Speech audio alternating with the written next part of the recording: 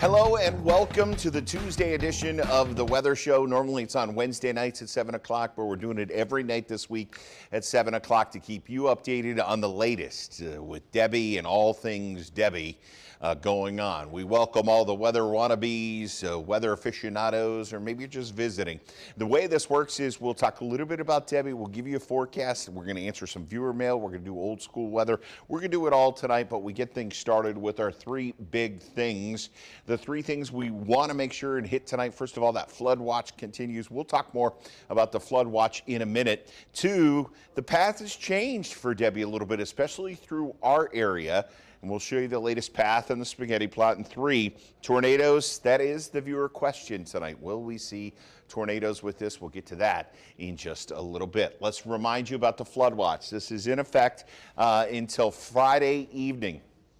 Just remember, when you see 5 to 15 inches, that does not mean Roxborough could see 15 inches. Basically, it means from the northern counties, lower amounts, and then it gets higher as you go down. Now, the models have backed off some of their forecasts. Remember, a model is not a forecast. It's just a tool that we use to build the forecast. This is the European model. And last night, this was pushing 9, 10, 11 inches down to the south. It's lowered it to about 7 inches in Wilmington. RDU, it's putting down almost 4 inches of rain, 4 to 5 inches pretty much across our viewing area is what the European model is saying the potential is with this system. Let's go to the America model and see what it's putting out tonight. This was putting out less than an inch last night. It's still, or less than 2 inches. It still is 1.89 inches in Raleigh. It does have 4 inches down in Lumberton, 4 inches in Wilmington. So it's come up a little bit along the coast. It has higher amounts. Its highest amounts are actually out toward the Outer Banks with 7 inches possible in Elizabeth City. When looking at all the different models, we can kind of narrow it down and get a better idea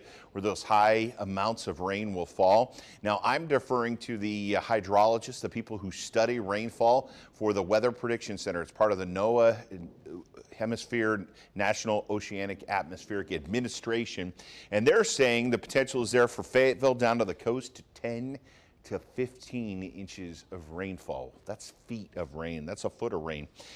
Raleigh is in that 6 to 10 inch category.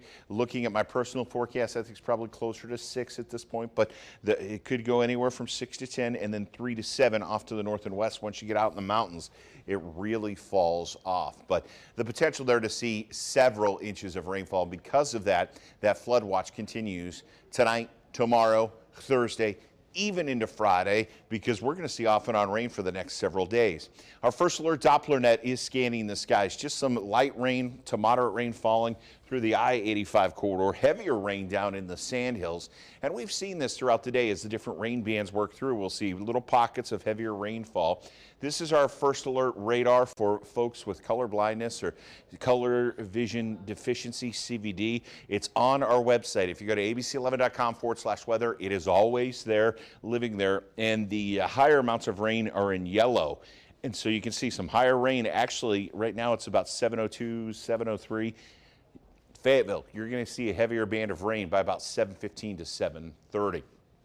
Regional satellite radar perspective shows the rain kind of falling off as you get toward Mecklenburg County and our northern counties and out toward the Triad at the moment. If we zoom it out, the center of circulation is still here. It's just off the coast of South Carolina, and it's going to meander around in South Carolina tonight, tomorrow night, even into Thursday before it finally makes its way up into North Carolina. Here's the latest path of it, taking it off the coast around Hilton Head. It stays out here in the Atlantic for a while. It's going to sit over some warm water. It may strengthen a little bit. Then it makes a second landfall somewhere between Charleston and Myrtle Beach. It's going to work its way up into our area. The model tries to bring it actually west of Fayetteville, more towards Siler City for the center of circulation before it finally works up into New England and works out of here. But it's this area on the right-hand side that is at a higher risk for tornadoes. And our tornado risk has gone up just a little bit because we're going to be more on that right side of the storm. Latest plot from the National Hurricane Center, and you can always find it by Googling NHC.gov, National Hurricane Center will take you there. As of 5 o'clock, maximum sustained winds were at 40 miles an hour, which is a good-sized tropical storm. Gusts are going to 50, so it has weakened. Yesterday, those gusts were up around 65 miles an hour. But the movement of this thing, it is just crawling east-northeast, 3 miles an hour. It is barely moving. And notice it stays in South Carolina all the way into Thursday. This is Thursday at 2 o'clock. People tend to focus on the center line. Remember, it could end up anywhere along this white line. So Thursday at 2, it could be inland into South Carolina. It could even go up into Wilmington. So we'll have to watch for that. And then it pulls up through our western counties, becoming an area of low pressure by Friday. The models have picked the speed up of this. I think it gets involved a little bit with the jet stream, and it helps to eject it up to the north quicker. So yesterday, it was still in our area through Friday afternoon. What's changed since we did the show yesterday? It's picked up speed in the forecast, and it gets out of here a little more quickly. If we look at all of the models, this is the spaghetti plot. It's called that because each model looks like a piece of spaghetti. When you lay them all together, you get a big mess. Yesterday at this time, there was a much wider spread. We had some over here. We had some going up through Hatteras. Today, they've become a little more consistent. They've condensed down a little bit. All of them are taking it west of Raleigh now, and that's why this path has changed since yesterday. We see that path shifting to the west. So we'll still have to watch for that. Some of the models take it more inland. If that's the case, it will cut off the moisture, and that would shut down some of the higher rainfall totals. Long way to go on where this thing's going to go. And also, some of them aren't handling it over the water. They're not sure what to do with it as it gets back out over open water. Will it strengthen? Will it just sit there? Will it be cut off from the winds and not move? So a lot of question marks, but the spaghetti plot, not as widespread as it was last night, and more consistently moving off to the northwest of Raleigh. First Alert Predictor forecast model. Let's walk you through the next 24 hours. And you can see that I think tonight the showers will shut off in some areas. As a matter of fact, you may wake up tomorrow morning and it won't be raining. And you'll be like, that was it? We're done? That's just a lull.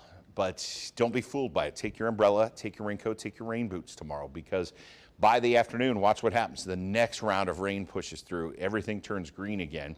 And by 5 o'clock, we see showers and thunderstorms rolling through. The center of circulation is still back here. And until this works through, we're going to be in that heavy rain. So once it starts to rain heavily tomorrow, it stays raining heavily tomorrow night into Thursday morning. And that's also when we start to see some of those severe threats going up. And then the off and on showers continue all the way into Thursday. Again, something that's changed since yesterday. It pulls it out of here quickly. We're going to look at the European model by 7 o'clock tomorrow night. So 24 hours from now, the center of circulation is off the coast of South Carolina, but it's still there. It's still in South Carolina. It hasn't moved at 3 miles an hour. It's not going to go very far. Maybe 24 miles. Well, let's see. 24 times 3, 48, 72 miles. So not very far. This is tomorrow. Now, if we advance this into Thursday, 7 o'clock, or Thursday by lunchtime, the low is starting to pull to the north. Notice we're in the heavy rain bands, and that's why Thursday gets really wet around here. Then as we move this ahead to Friday, 7 o'clock, we're starting to see the center of circulation work its way up into western Virginia. And we're still seeing the moisture being pulled off the ocean, and that's why the rain's still here. But with this thing moving out of here faster, we could actually dry out by 8 o'clock on Saturday morning. We've had a chance of a stray shower. It's looking more and more like Saturday will be dry, and Sunday, boy, it looks really nice as well. As far as the wind forecast goes, we're not too worried about winds over 30 miles an hour in the triangle. You could see an occasional gust. This is a model we use called the graph. And as of tomorrow morning, 7:30, it's showing wind gusts around 20 miles an hour in Fayetteville, just 15 miles an hour in the triangle. Highest winds are still down around the center of circulation. Myrtle Beach by tomorrow night could be up over 40 to 50 miles an hour for their wind gusts. This is tomorrow night around 6:30. It is showing Fayetteville into the 30-plus mile an hour range, and then Raleigh staying in the 20s. And then as that starts to drift off to the north, places closest to the center of circulation, we'll see the highest wind gusts. So if it goes a little further west, it's actually going to go towards Charlotte. And Charlotte could actually pick up 40 to 45 mile an hour wind gusts. Greensboro 39. We stay pretty consistent in the 20 to 30 mile an hour range through the triangle until it finally pulls out of here as we go into the day on Friday. Water temperatures are critical. We talked about this last night, but if you missed last night, we'll cover it briefly again. When you get in a car and you need to go someplace, you have to put something in the car. Electricity or gas. That's what makes the car go, right? Well, with a tropical system, what makes it go, its gasoline or its electricity, is ocean water that's at least 80 degrees. If it's warmer, that's more gas going in, and that really gets the hurricane roaring. That's why it was a Cat 1 down here in the Caribbean, because it was 86, 87, 88 degrees as the surface temperature. Lots of gasoline for the engine of the hurricane. Now, where it is right now, it's 78 to 80 degrees, and 80 degrees is that critical number. If you go below that, there's not that much gasoline around, and that's why as this drifts out to sea, it gets close to the 83, 84 range, but the center of it stays pretty close to shore, which is running right around 80 degrees, and that's a good thing. That should keep it from becoming a nasty hurricane again, because it just doesn't have the gasoline to pour into the engine to get it really roaring again. And then finally it goes up, and then as it moves up to the north and east, it works over some colder water. Wave heights, not really going to affect us in North Carolina per se, but as this sits and spins, this is tomorrow. Notice some of these offshore waves are at 10, 12, 14-foot seas, maybe even 16-foot seas. It's going to throw a lot of water at Myrtle Beach, especially because it's just going to sit here and keep pushing in those big waves. So beach erosion is going to be huge, especially in Myrtle Beach north to, the southern beaches all the way up into South Point and those parts of North Carolina. Holden Beach could see some massive beach erosion, and then Sunset Beach, because those wave heights are just going to stay there. Finally, as it moves into shore, we see the ocean calm down a little bit by the weekend. And then we could see a surge of some wave heights as it works its way up the coast. But really, big waves aren't going to be a big factor for us in North Carolina. That is a bit of good news with this system. Forecast for tonight, we're going to do tonight, tomorrow, and the 7-day. And tonight, we're down to 74 in Raleigh, Fayetteville, 73 Durham, 71 in Carrboro, 70 Roxborough, 72 Roanoke Rapids, and 74 in Clinton. Tomorrow, temperatures aren't going to change that much with the heat and humidity in place, and the cloud cover up above keeping most of the heat away, and we're just going to stay in the low 80s. Scattered showers in the morning. Remember, it's going to start off and maybe dry, but by the afternoon, it's going to be wet. And we'll see heavier rain during the afternoon and evening hours in your 7-day forecast, powered by AccuWeather. Thursday and Friday both are first alert days. Until this thing gets out of here, we're in first alert mode as we watch this continue to work through. 79 on Thursday, 83 on Friday. Saturday, I've got a wet start in here. I may adjust that tomorrow. We're going to have to, if we get another consistent day of this system pushing out of here quickly, that means high pressure builds in. And if you're new to North Carolina, whenever we have a tropical system work through, and we get a percentage of our rain every year from tropical systems, so it's not unheard of for us to see these. But I'll let you in on a secret. Once this system pulls through, we always get a day or two of really blue skies and gorgeous weather, kind of on the backside of the storm. And I think that's what we'll see Saturday and certainly into Sunday, drying out. It'll be comfortable. A little bit of lower humidity works in on the backside.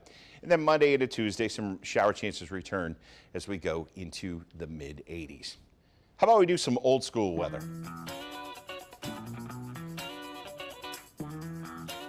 I call it old school weather because this is, if you tuned into certain weather places to learn about weather in the 90s, they would go through all the surface maps and talk about kind of what's causing all the weather. And this is where we get to break it down a little bit more for you. We get to dive in a little more into what's happening. And so that's what we're going to start with. We're going to start with that big area of low pressure sitting off our coast, the remnants of the Tropical Storm Debbie, the remnants of Hurricane Debbie. It's now Tropical Storm Debbie sitting down here. It's got a little bit of a trough. A trough is an upper level disturbance, and we'll often see these disturbances swing around the area of low pressure, the tropical system, and as those troughs work through, those upper level disturbances work through, it disturbs the atmosphere, and that's when we can see pushes of heavy rain, we can see gusts of wind, so we always pay attention to where those are. But we've got a weak area of high pressure between us and this big, massive cold front that is coming out of Canada. This is some of Canada's finest air. And a front is where two opposing forces come together. It actually comes from World War I. They'd say, where's all the fighting? They go up front. So it became known as two opposing forces fighting. And when we say cold front, warm front, whatever the verb is describing the front, that's what's winning. So if we say cold front, it means cold air's winning. Now, sometimes it's not very cold. It's kind of cool. But this is some cooler air working out of Canada, and it's a cold front because the cold air is winning. Cold air is pushing south into this system. The key has always been with Debbie is how fast does that front drop in and then it shoves that area of low pressure out of here. we have to wait. The models have been inconsistent on showing how fast it gets down, but it's kind of like a snowplow. It will hit Debbie and it will just kind of shove it. Or it'll become like a railroad track. It'll work its way down here and it kind of stops as a stationary front. And then Debbie runs along it like a railroad track and just shoots up into New England. I think that's what's going to happen as we go into Friday and Saturday. But right now we've got that cold front up to the north. High pressure, usually behind a front, it's a big blue H. Blue skies, sunshine, high pressure, that's that air coming in from Canada. And then they've got a big mess out in the mountains, lots of disturbances kind of working through, but everything stops. When there's a system on the East Coast, everything just kind of stops moving until that gets out of there and clears the way, and then everything can move west to east. We look at the latest watches, warnings, and advisories. You'll see a tropical storm warning. Last night it was up to Surf City as a watch. It's now been extended. This is a tropical storm warning now from Myrtle Beach through Southport, Wrightsville Beach, and Surf City. That means they will see wind gusts in excess of 30 plus miles. They will see tropical storm force winds of 39 miles an hour or greater. So that is the tropical storm warning. The yellow part from Surf City up to Morehead City is a tropical storm watch. That's just a heads up that you could see winds 39 miles an hour, and they will be watching for that. Doesn't mean they will, but those are the watches and warnings that are down along the coast. As far as other warnings, we're seeing some flash flood warnings already up around Charleston, Berkeley, Charleston, Colleton, Dorchester counties, all under a flash flood warning through at least 10:30 tonight. Massive rain has already fallen in Charleston. They could end up seeing over 2 feet of rain in parts of South Carolina. We'll zoom up a little bit. There's a flash flood warning just north of Myrtle Beach that does extend into North Carolina. There was a tornado warning earlier for that area. These little pieces of energy as they work off the ocean can spin up a quick tornado, so we have to watch for that. We saw heavier rain in the eastern part of our area from Beaufort on down to Pamlico. We're seeing those showers bring heavy rainfall and flooding rains already, and I think we're going to see a lot more flash flood warnings over the next several days. Then if we go up into North Carolina, Philadelphia, just north of on up into Pennsylvania, north of Philadelphia, there's actually a severe thunderstorm warning. This is the cold front. As that cold air, that cool Canadian air runs into that warm air, it's triggering showers and thunderstorms. And if we look back to the west, out toward Punxsutawney, Pennsylvania, Jefferson County, Indiana County, Westmoreland, Armstrong, very familiar with this area, used to work up in Pittsburgh. They're all seeing severe thunderstorm warnings as well, and that is because that cold air is running into the warm, sticky air, and it's triggering showers and thunderstorms. How about we answer some viewer mail? Anna, our director, picking out music to represent a viewer mail, and this one was actually sent to me via Facebook. And remember, if you have a question, I'd love to answer it on the Weather Show. This one coming to me from Vanessa in Garner. She writes, will we be getting tornadoes in the Garner-Clayton area? Well, let's talk about our tornado threat, Vanessa, really across the region and what causes tornadoes. To get tornadoes to fire, you need 3 ingredients. You need instability in the atmosphere. It's not stable. The air's not stuck in one place. There's a lot of movement. You need moisture available. With a tropical storm, we've got a lot of moisture available in the atmosphere. And you need wind shear. And wind shear is where the wind changes direction as you go up through the atmosphere. If you have those 3 ingredients, it will trigger tornadoes. And the potential is there for us to see those over the next couple of days. Now, it's not a high risk. If we're looking at our threats from Debbie, the biggest risk is flash flooding. We will definitely see flash flooding in our viewing area. Where? Still waiting to see exactly where. River flooding, we will definitely see river flooding. May only be moderate river flooding, and it may not happen until Sunday, Monday, or Tuesday, because all the rain has to fall, and then it's got to run through the streams, and then it's got to go into the river. So it's going to take a while. But that tornado threat has gone up from low to medium today, and that's because it's looking, as we get closer to the center of circulation, we get on the right-hand side of it, a tornado could spin up. The good news is, with tropical storms, we don't see F4 and F5 tornadoes. We don't see the really big, massive ones that destroy everything. We see F0s and F1s. Still, that stinks, but they're not long-lasting, and they're not very strong. The potential certainly is there, though, to see some over the next couple of days. As far as the timing, and this just isn't in Garner. You asked about Garner specifically in southern Wake County, but this is really across our viewing area. Timing, gusty winds. The gusty winds will work through Thursday night into Friday, and that's not even a big threat. Rain's going to continue. It's going to rain. It's going to get heavier tomorrow afternoon, and that's going to extend all the way into Friday night, maybe Saturday morning, depending on how fast it gets out of here. River flooding, that doesn't start till Thursday night or Friday, and then that could go into next Tuesday or Wednesday. And then finally, tornadoes. And the threat for tornadoes specifically is tomorrow night, basically through Thursday. As that center of circulation works through, on the right-hand side, we get the air spinning. We'll see that instability. We'll see the shear, wind shear, the turning with height. That can trigger an isolated tornado. Not a huge threat, but it is a threat. So we will be watching that all day Thursday. I promise you, if there's anything issued, we will have it for you first. At this point, just get a good plan in case you see one pop up. We'd like to show viewer pics. This one came to us today from Sarah Bays in Nashville, North Carolina. Snapped the heavy rain as it was working through. Thank you so much, Sarah, for showing your heavy rain on your beautiful farm out there. Can't see very far because that rain was so heavy. As you see rain, flooding, make sure it's safe to take those pictures. But take your pictures and go to abc11.com/share and send them to us. We'd love to see what's happening out there. It really helps us as meteorologists if we make a forecast, if we're talking about damage or we're talking about any type of weather, to see your real-time pictures coming in and giving us an idea of what's happening. Again, easy way to share it, abc11.com/share. Finally, whenever we do a weather show, we like to end with your cup of coffee forecast tomorrow morning as you head to work, or a lot of schools out there are talking about canceling. Make sure and check for those on abc11.com.